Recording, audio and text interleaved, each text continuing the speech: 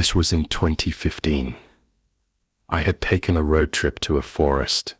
A few hours from me, there was a hike up to an abandoned fire lookout that I was really excited to explore.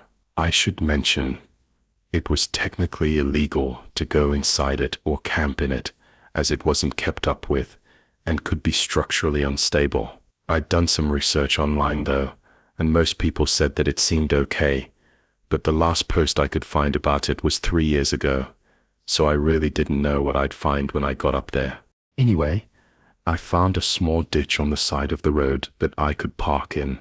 Then I got out my backpack with 2 days' worth of gear and started the hike. With trips like this, there aren't usually defined paths to get there, so I used the handheld satellite GPS that allowed me to make sure I was going the right way.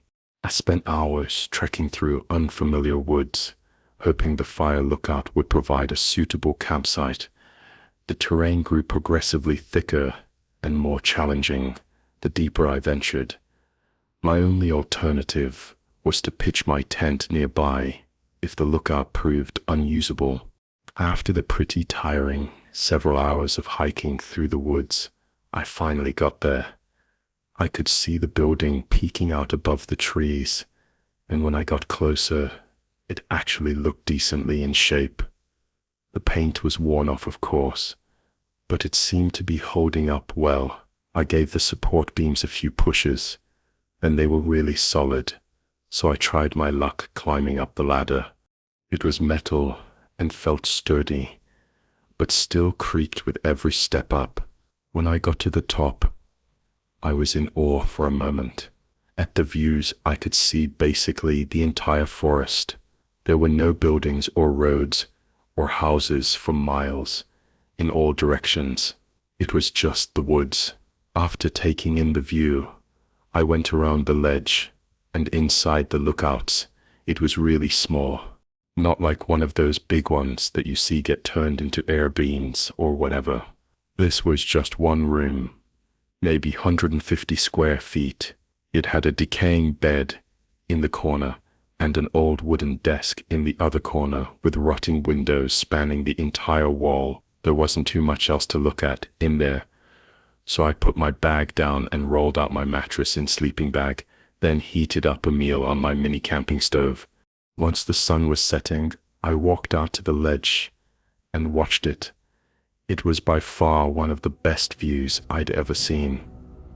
I felt like it went by quick though, and then it was just darkness. It was cloudy out too, so no moonlight or stars were lighting up the sky with nothing else to do though. I stayed sitting out on the ledge for a while. About an hour after nightfall, I noticed a light among the trees below me. It wasn't an artificial light, rather it had an orange flickering quality, similar to a campfire, which made me think it was a torch. It was moving between the trees, in the forest, not too far from where I was. The chances of someone else being out here at the same time as me, in such a remote part of the woods, were really slim, given there wasn't even a trail to get here. Also, traveling around at night without a normal flashlight and using a torch was pretty odd. I watched as the lights moved under the trees for a while. Then it went behind something where I could no longer see it for the next 30 minutes. I never saw it appear again. I still stayed out on the ledge though, taking in the calmness and quietness of the night. Eventually the wind started to make it a bit cold, so I stood up to take in one last view before heading inside. When I looked below the ledge though, someone was there. They were standing at the bottom in the grassy area between the fire lookout and the woods. It looked like they were looking directly up at me. Maybe it was the person with the light I saw earlier. "Hello," I called out. I didn't know what else to say. They remained motionless and silent. After an unsettling 10 or 15 seconds of mutual staring, one of them raised a hand, as if acknowledging or apologizing. Then they turned and disappeared into the woods, still without a light. It was an incredibly creepy experience, but for some reason, in the moment, I felt so sure that it was just another hiker wanting to stay in the lookouts. There was probably just looking up, trying to see if anyone was inside already. Why he hesitated to respond and only lifted his hand up, I don't know. I stayed outside for a little longer, but not seeing anything else, I went inside and got my sleeping bag to warm up. It was a little bit hard to fall asleep because of the wind hitting the windows and the wooden beams creaking under me. But eventually I did manage to pass out. It's hard to really know how much time passed, but when I woke up, the wind had settled down and it was still very dark outside. I opened my eyes wondering why I was suddenly awake, but then I heard a familiar sound, the soft metal creak of the ladder outside. I sat up, thinking I must be mistaken, but then I heard it again, and again. Someone was climbing up the ladder. I couldn't tell how far up or down they were. I could just hear the hinges at the top of the ladder creak. With every step up, they took outside the windows, though it was completely dark. I unzipped my sleeping bag and got up, heart racing, as I grabbed my backpack and walked onto the ledge. During the 20 or so seconds that it took to get up, the creaking got louder and faster, like they were hurrying before it suddenly stopped. Just as I made it out to the ledge, I stood in place for a moment, waiting for another sound. I moved slowly along the walkway, peeking around the corner at the ladder's opening. No one was there. My heart pounded as I cautiously approached. Leaning over to look down, I saw an empty ladder. For a moment I was simply in shock, confused and scared, unsure of what was happening. Then a sudden sequence of footsteps came rushing around the wooden walkway behind me. I only caught a glimpse of their dark figure running between the windows on the other side. I didn't hesitate to lower myself onto the ladder and hurry down. It was terrifying trying to climb down the slippery metal ladder, as my whole body was shaking from the adrenaline rush, with someone chasing right above me. I reached the halfway point when I saw their head emerge from above. I didn't stop until I reached the bottom and entered the woods. Honestly, I don't know why I even grabbed my backpack when I got up to investigate, but it turned out to be the best decision I ever made. My flashlight and GPS, which were in it, might have even saved my life. I was able to hike my way out of there and back to my car. As far as I know, I wasn't followed. I drove away and never looked back. I was camping at a small lake for the weekend. Really, this wasn't supposed to be anything special, just a few days in the woods by the water to relax, and nothing more. The first day was exactly that. I got there, set up camp, and chilled for the whole day and night. This was kind of out in the middle of nowhere. It had a thin footpath leading to it, but it wasn't marked on any maps online or anything, so only locals would probably know about it. My dad used to take me here when I was a kid. In all my years going out to that spot, both as a kid with my dad and as an adult by myself, never once was anyone else here. Honestly, there was never even any signs of anyone else ever having been there.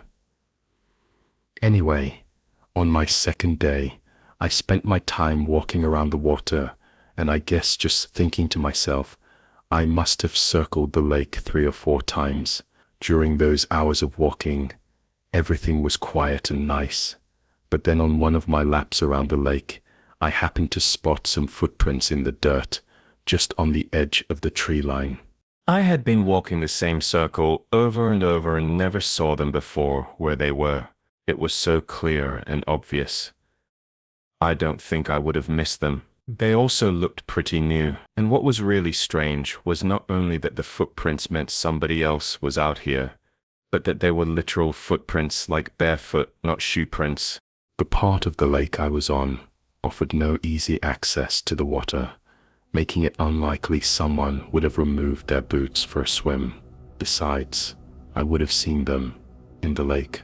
This observation deeply unsettled me.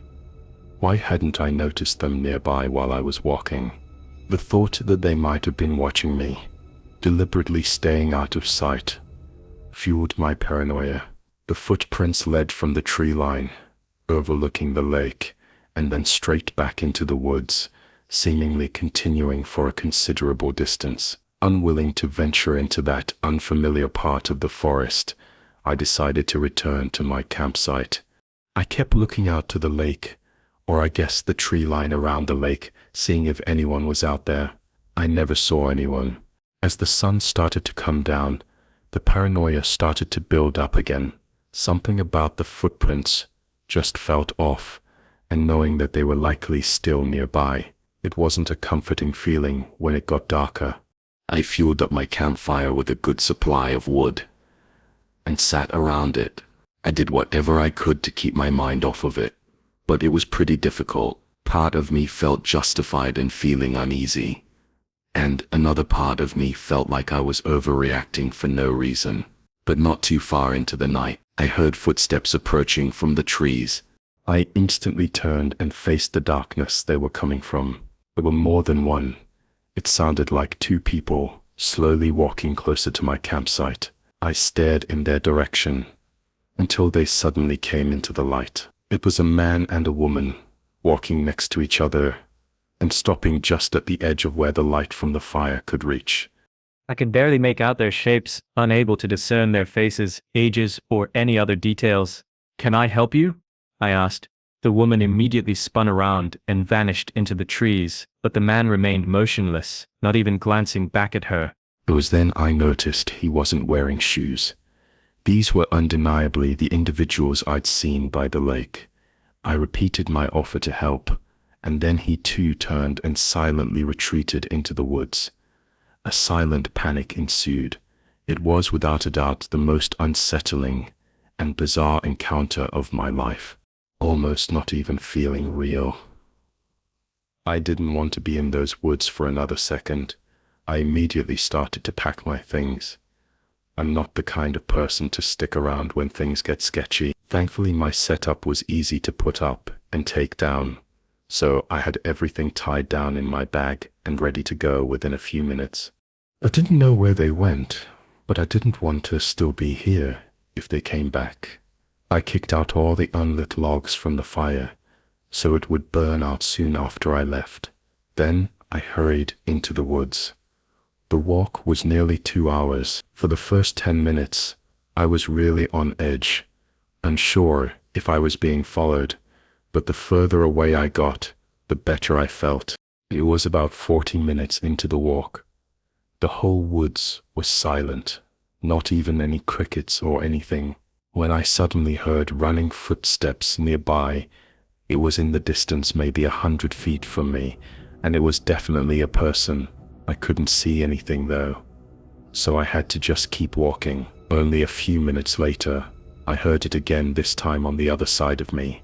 The footsteps seemed quieter than they should have been too, which led me to believe that they were running barefoot, and that it was the same two I'd seen at the lake, if they'd been stalking me this far into the woods. Who knows what they were trying to do for a while. I'd keep hearing running footsteps in the distance, just short bursts, like they were quietly stalking me, and then suddenly sprinting away.